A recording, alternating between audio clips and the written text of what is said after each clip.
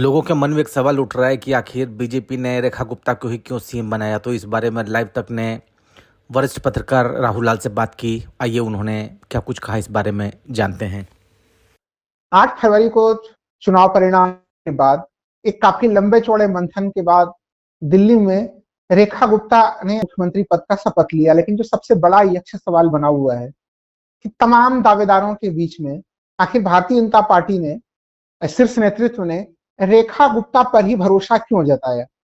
इसके पीछे क्या बड़े कारण रहे।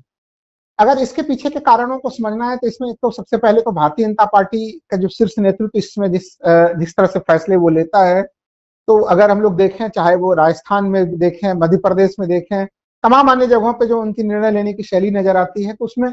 जो उभरते हुए नाम होते हुए जो प्रमुख दावेदार होते हैं उनका चयन नहीं होता है, बल्कि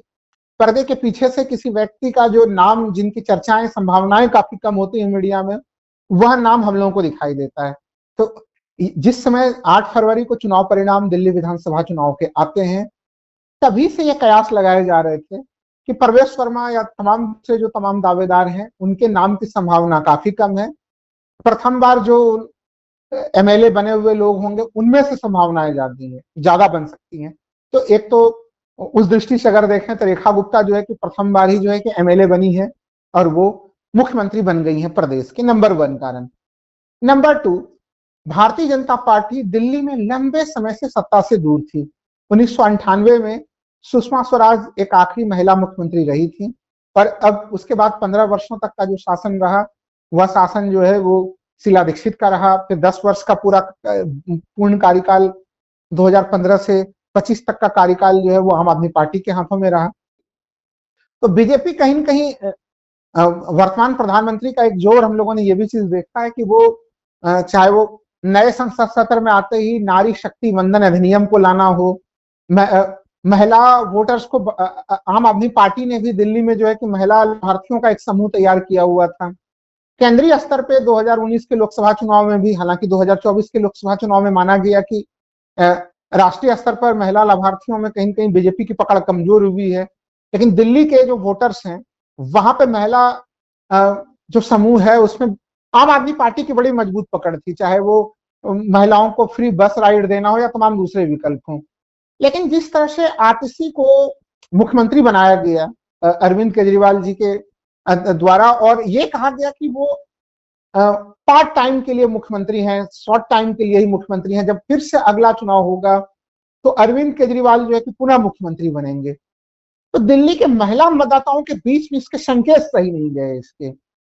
और कहीं न कहीं जो महिला लाभार्थी समूह जो बहुत मजबूती के साथ 2015 के विधानसभा चुनाव में और 2020 के विधानसभा चुनाव में आम आदमी पार्टी के साथ जुड़ा हुआ था, वो जोड़ जो है वो 2025 में दिखाई नहीं दिया। भारतीय जनता पार्टी ने इस पूरे, एक तरह से अगर हम लोग कहें तो महिला मतदाताओं के बीच में एक मजबूत संकेत देने के लिए उन्होंने रेखा गुप्ता का चयन किया। क्योंकि देखिए, बीजेपी जब आम आदमी पार्टी के ऊपर ये आरोप लगाती थी, या बीजेपी दूसरे विपक्षी दलों के ऊपर ये आरोप लगाती थी कि दूसरे विपक्षी दल जो है महिलाओं को समुचित प्रतिनिधित्व प्रदान नहीं करते, जबकि अभी इस समय बीजेपी के 21 राज्यों में सरकारें हैं, एनडीए गठबंधन की सरकारें, और वहां पे दिल्ली से पहले जो है कहीं पर भी महिला मुख्यमंत्री नहीं थी। जबकि अगर इसमें देश में देखें तो पश्चिम बंगाल में ममता बनर्जी एक सशक्त महिला मुख्यमंत्री के रूप में उनकी गिनती होती है। दिल्ली में तो शीला दीक्षित ने जो है कि 3 टर्म पूरे किए, और भले ही जो है कि वो इस चुनाव में नहीं थी दिल्ली में शीला दीक्षित, लेकिन उनके कामों की चर्चा लगातार अभी भी हो रही थी। तो इस दृष्टि से भी हमें लग रहा है कि भारतीय जनता पार्टी ने बड़ा सोच समझकर यह निर्णय लिया कि महिला मतदाताओं के बीच में जो पैठ आम आदमी पार्टी की कमजोर, और राष्ट्रीय स्तर पर भी जो वो संकेत देना चाहती है महिला मतदाताओं को, 2024 में भी कहीं कहीं जो उनका पकड़ कमजोर हुआ उसको मजबूत करने की एक बड़ी कवायद है। इसके अतिरिक्त अगर दिल्ली बीजेपी को मैं देखूं तो दिल्ली बीजेपी को मैं 1998 से अगर मैं देख रहा हूं लगातार, जब सुषमा स्वराज अपना चुनाव हारी, कहीं कहीं हर चुनाव में दिल्ली बीजेपी के भीतर एक फूट की स्थिति बड़ी नजर आती थी। वो वहां पे अलग अलग गुटबंदियां काफी तेज होती थी, और ये माना जाता था जब शीला दीक्षित भी होती थी बीजेपी संगठित होकर चुनाव नहीं लड़ती थी। ऐसे समय में बड़ा आवश्यक था कि यहाँ पे किसी ऐसे व्यक्ति को मुख्यमंत्री बनाया जाए जिसके नाम पे कोई बहुत ज्यादा विवाद की स्थिति ना बने, और जो सबों को लेके चल सके।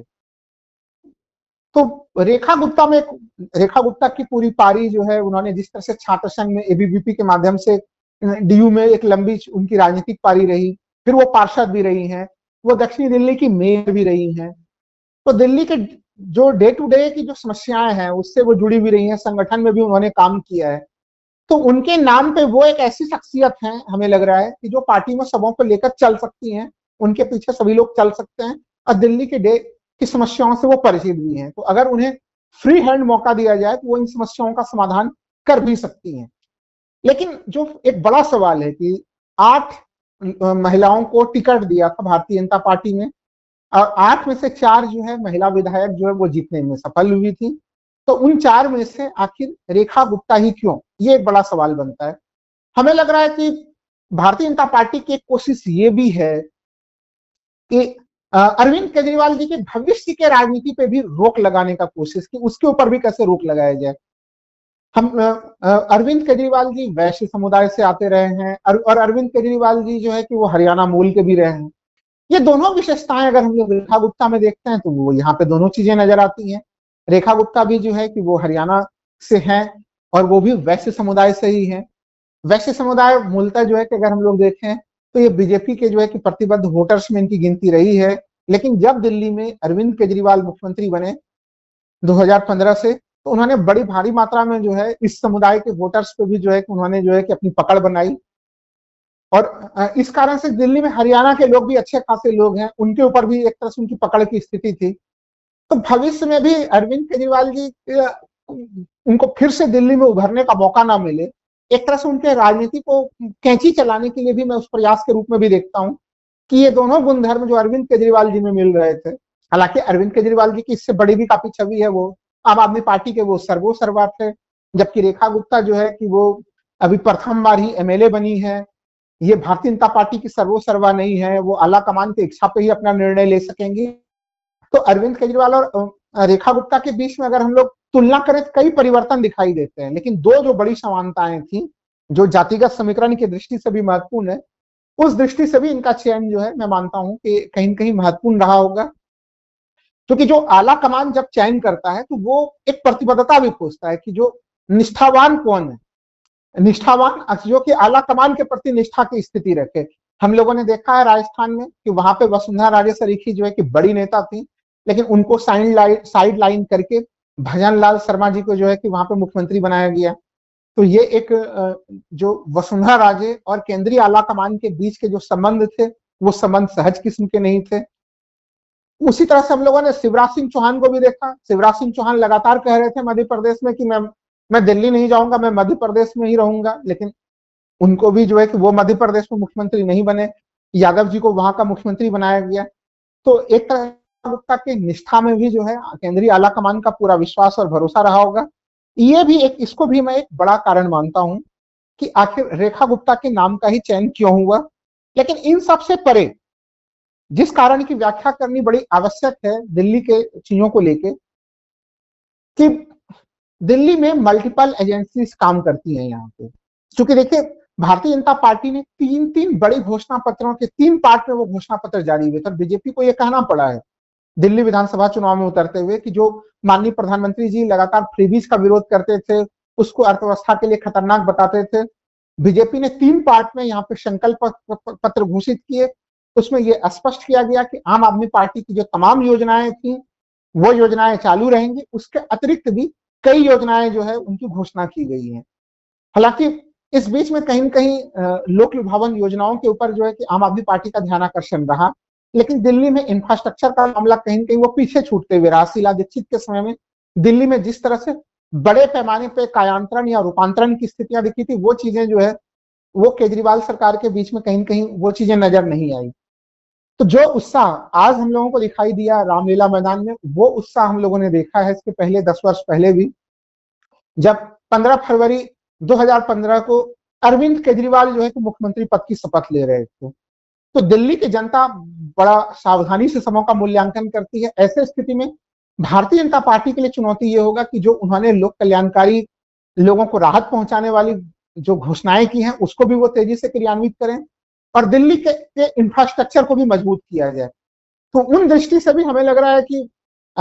मल्टीपल एजेंसियों के बीच में कोई ऐसा व्यक्ति जो सबों के बीच में समन्वय बनाए, कहीं रोड़ेबाजी की स्थिति ना हो, आला कमान को लगा होगा कि शायद जो है कि इस दृष्टि से भी काफी मुफीद है रेखा गुप्ता और उनके नाम को आगे बढ़ाया गया होगा। लेकिन अभी भी मैं मानता हूं कि जिसके जो सबसे बड़े कारण रहे हैं, भारतीय जनता पार्टी के ऊपर, बीजेपी के ऊपर ये आरोप लगातार लगते थे कि वो नारी शक्ति